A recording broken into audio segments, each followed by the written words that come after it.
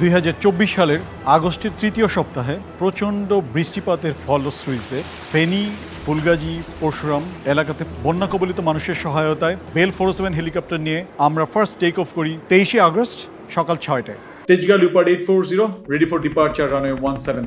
Leopard 840 Tejga, surface wind 180 degrees 1 to knots, clear for takeoff, runway 17. Report ready to copy weather. Tejgaon leopard 840, go ahead with the weather.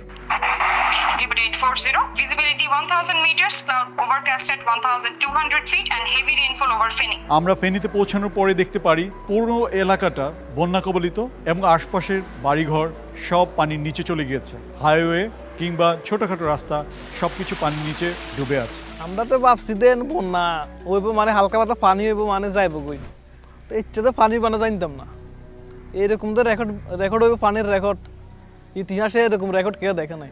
Fulgazi pilot স্কুলে bell 407 helicopter নিয়ে land করি এবং ওখানে আমরা একজন গর্ভবতী মহিলাকে পাই যার কিনা ডেলিভারি ডেট ছিল 23 আগস্ট। সেনাবাহিনী আমাকে নিয়ে যাইতে আইছে হেলিকপ্টার নিয়ে, এটা তো আমার কল্পনার বাহিরে আর কি।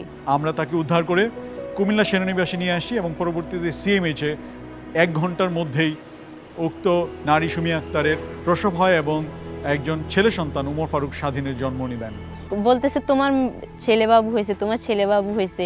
সবাই মিলে ওরা আমার ছেলেকে 2 দিন পর্যন্ত খাওয়া দাওয়া সব কিছু ওরাই নিজেরাই করছে, সেনাবাহিনীর লোকজনের ডাক্তারেরাই। সন্তানকে দেখার তো বাসায় প্রকাশ করা যাইব না, সেনাবাহিনী যদি ন থাকতো তার মারেও তারও পাওয়া মানে দুনিয়াতে পাইতাম না। ওদের এই ঋণ কিভাবে আমি শোধ করবো আমার নিজেরও জানা নাই।